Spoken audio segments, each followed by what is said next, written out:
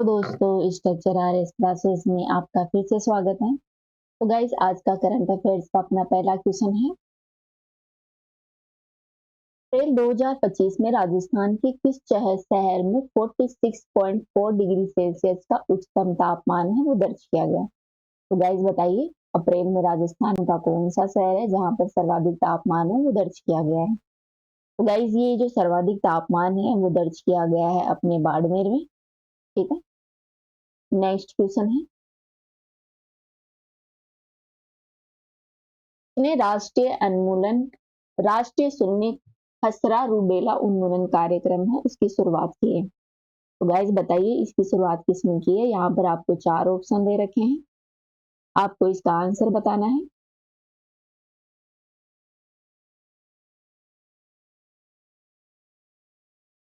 तो गाइस, इसकी शुरुआत की है अपने जगत प्रसाद प्रकाश नड्डा ने। इसमें जगत प्रकाश नड्डा है, इन्होंने इसकी शुरुआत की है राष्ट्रीय शून्य खसरा रूबेला उन्मूलन कार्यक्रम की। गाइस, इस प्रोग्राम के बारे में भी अपन चर्चा कर लेते हैं। यह जो प्रोग्राम है वो सार्वभौमिक टीकाकरण कार्यक्रम है। इसके अंतर्गत विश्व टीकाकरण जो सप्ताह है जो कि 24 अप्रैल से 30 अप्रैल के बीच में आयोजित किया जाता है। इस दौरान राष्ट्रीय उन्मूलन जो ये अभियान है, राष्ट्रीय शून्य खसरा रूबेला उन्मूलन अभियान, जो कि 2025-26 है, इसकी शुरुआत की गई थी, जिसका लक्ष्य है गाइस 100% टीकाकरण कवरेज करना। इसके माध्यम से 2026 तक भारत को खसरा और रूबेला से उन्मुक्त करना है। एमआर से भारत को मुक्ति दिलानी है। कब तक? 2026 तक। भारत का टारगेट है कि वो 2026 तक खसरा और रूबेला की जो बीमारी है उनको टीकाकरण के माध्यम से समाप्त करना है। अपन गाइस खसरा और रूबेला के बारे में बात करें तो ये एक प्रकार का वायरल डिजीज है। ठीक है, संक्रामक वायरल डिजीज है जो मुख्य रूप से बच्चों को प्रभावित करता है। मोरबिलिया वायरस के कारण यह होता है। कौन सा? Morbilli virus. मोरबिली वायरस के कारण यह होता है। ये एक प्रकार का आरएनए वायरस होता है जो कि खसरा को अत्यधिक संक्रामक बनाता है। कई जटिल परिस्थितियों में इसके कारण व्यक्ति की डेथ भी हो सकती है। गाइस, रूबेला वायरस के कारण होने वाला जो रूबेला रोग है, कौन सा रोग? रूबेला रोग है, वो रूबेला वायरस के कारण होता है। और खसरा है वो मोरबिलिया वायरस के कारण होता है। रूबेला में गर्भावस्था के दौरान एक गंभीर जोखिम जो स्थिति है वो पैदा होती है। जन्मजात रूबेला है वो रूबेला सिंड्रोम होता है। सीआरएस होने की संभावना होती है। इसमें गाय सुनने की शक्ति कम हो जाती है और साथ ही जो हार्ट संबंधी, हृदय संबंधी जो बीमारियां हैं वो भी इसमें दोष उत्पन्न हो जाते हैं। जन्म से ये दोष उत्पन्न हो जाते हैं। इन दोनों बीमारियों में गाय शरीर पर लाल दाने बन जाते हैं, लाल चकत्ते बन जाते हैं। और इसका समाधान है एमआर वैक्सीन, रूबेला खसरा वैक्सीन है, इसके माध्यम से इसको कंट्रोल किया जाता है। ठीक है। अगला क्वेश्चन है अपना, आयुष्मान भारत प्रधानमंत्री वय वंदना योजना किस केंद्र शासित प्रदेश में शुरू की है? तो गाइस, हाल ही में जो अपना दिल्ली क्षेत्र है, इन्होंने आयुष्मान भारत प्रधानमंत्री वय वंदना योजना की शुरुआत की है। इसमें गाइस क्या होता है, जो 70 वर्ष से अधिक के जो व्यक्ति हैं उनके लिए पेंशन की सुविधा इसके तहत प्रोवाइड करवाई जाती है। तो इसका आंसर होगा बी। अगला क्वेश्चन है, क्रूसलाई गैलेक्सी की खोज किस टेलीस्कोप की मदद से की गई है? तो गाइस बताइए, हाल ही में एक टेलीस्कोप की खोज की गई है। ब्रूसले सॉरी ये गैलेक्सी की खोज की गई है। बुल्स आई बुल्स आई गैलेक्सी की खोज की है। इसकी खोज है वो हबल टेलीस्कोप की मदद से की गई है। दोस्तों, हबल टेलीस्कोप है वो यूएसए का टेलीस्कोप है। किसका? यूएसए का। राइट। अगला क्वेश्चन है, ध्रुव उन्नत हल्के हेलीकॉप्टर किस संगठन द्वारा विकसित किए गए हैं? गाइस, ध्रुव है वो एक प्रकार का हेलीकॉप्टर होता है जो कि हल्का होता है। कैसा होता है? बहुत ही हल्का होता है। ठीक है।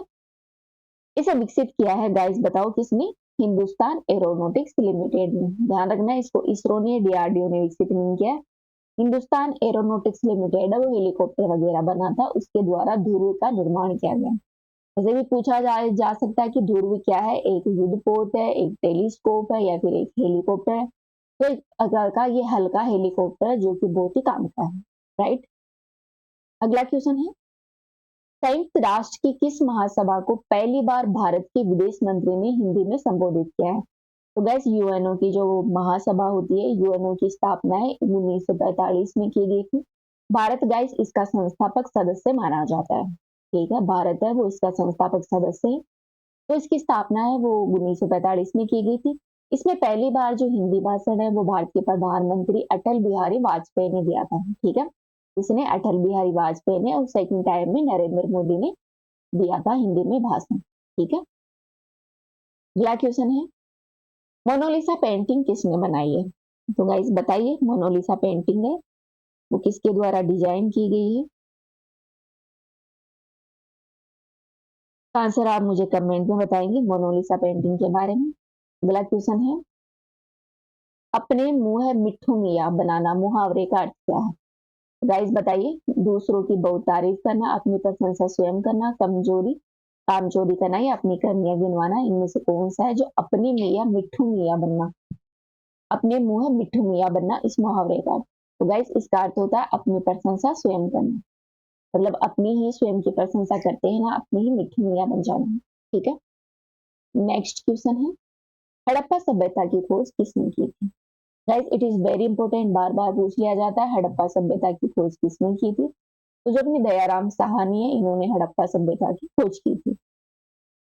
अपन हड़प्पा सभ्यता के बारे में चर्चा करें तो हड़प्पा सभ्यता की जो फली फूली थी, इसका जो विकास हुआ था वो 2500 ईसा पूर्व से 1750 बीसी के आसपास हुआ था। ठीक है, इसके बीच में इसका विकास माना जाता है। ये जो अपना पूर्वी पंजाब है पाकिस्तान में, वहां पर स्थित एक महत्वपूर्ण सिंधु घाटी सभ्यता का स्थल है। ये जो गाइस रावी नदी है उसके तट पर लोकेटेड है। पूछ लिया जाता है हड़प्पा सभ्यता कौन सी नदी के तट पर है, तो ये अपनी रावी नदी के तट पर है।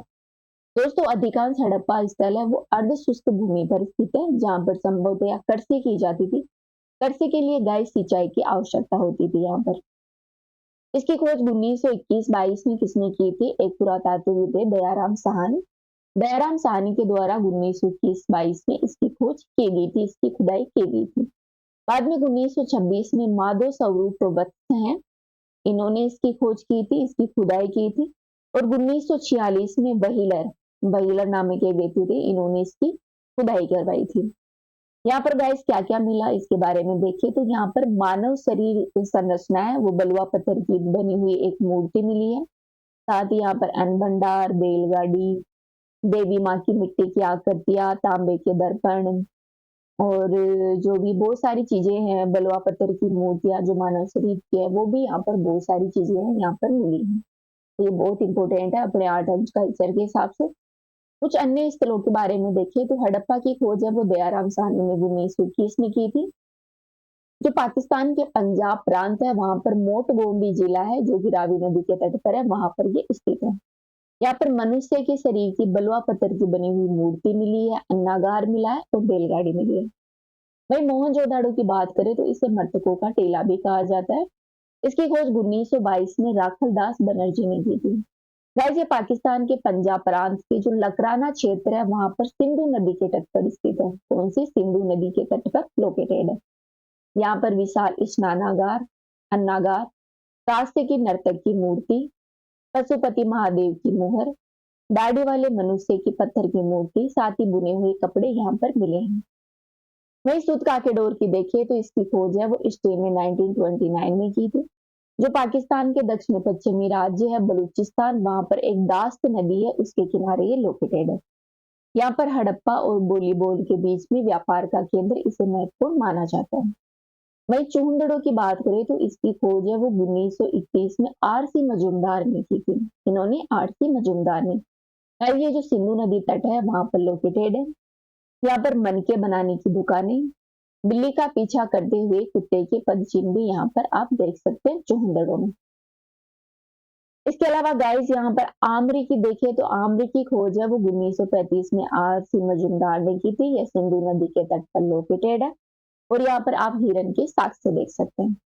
वे काली बंगन की बात करें तो एस के घोष है, इन्होंने इसकी खोज की थी 1953 में। ये राजस्थान में जो घग्गर नदी है उसके किनारे लोकेटेड है। यहाँ पर अग्नि वेदिकाएं, ऊंट की हड्डियां और लकड़ी के हल के साक्ष्य मिले हैं, मतलब खेती की जो हल, खेत को जो हल से जोतने के साक्ष्य आप काली बंगन में देख सकते हैं। वहीं लोथल की बात करें तो लोथल की खोज है वो 1953 में आर राव ने की थी। ये गुजरात की जो काम्बे घाटी है वहां पर स्थित एक नदी है, भोगवा नदी। कौन सी नदी? भोगवा नदी। उसके किनारे स्थित है। यहाँ पर मानव निर्मित बंदरगाह है। साथ ही यहाँ पर गोदी बाड़ा, चावल की भूसी, अग्नि वेदिकाएं और शतरंज के खेल के साथ से यहाँ पर मिलते हैं। गोदी बाड़ा और बंदरगाह के बारे में ध्यान रखना, लोथल एक तरह का बंदरगाह था। वही सुत सूर पोत पोतदा की बात करें तो इसकी खोज है वो 1964 में जेपी जोशी ने गुजरात में की थी। यहाँ पर घोड़े की हड्डियां और मन के आप देख सकते हैं। घोड़े की हड्डियां कहाँ मिली? सूर पोतड़ा में। बनावली की बात करें तो इसकी खोज है वो 1964 में आर एस विस्टी ने की थी। ठीक है, ये हरियाणा के हिसार जिले में लोकेटेड है। यहाँ पर मन के जो हड़प्पा पूर्व और हड़प्पा संस्कृति के साथ से आप यहाँ पर देख सकते हैं। वहीं धोलावीरा की बात करें तो धोलावीरा की खोज है वो भी आर एस विस्टी ने 1985 में की थी। ये गुजरात का जो कच्छ रण है वहां पर लोकेटेड है। यहाँ पर जल कुंड और जल निकासी के प्रबंधन की अच्छी खासी व्यवस्था आप देख सकते हैं। ध्यान रखना, Dholavira it is very important, ये यूनेस्को हेरिटेज भी है। ठीक है, यहाँ पर जल के निकासी के साथ से हम धोलावीरा में मिलते हैं। अपना आज का अंतिम क्वेश्चन है, हॉकी का जादूगर किसे कहा जाता है? तो गाइस इसका आंसर तो आप जानते ही होंगे, मेजर ध्यानचंद है, उनको हॉकी का जादूगर कहा जाता है। ठीक है, कहते हैं ये हॉकी को जैसे घुमाते थे वैसे ही हॉकी चलती थी। तो अपने समय के ये हॉकी के बहुत बड़े खिलाड़ी थे। ठीक है, बस इस वीडियो में इतना ही। कल नए वीडियो के साथ फिर मिलते हैं। अभी के लिए थैंक यू।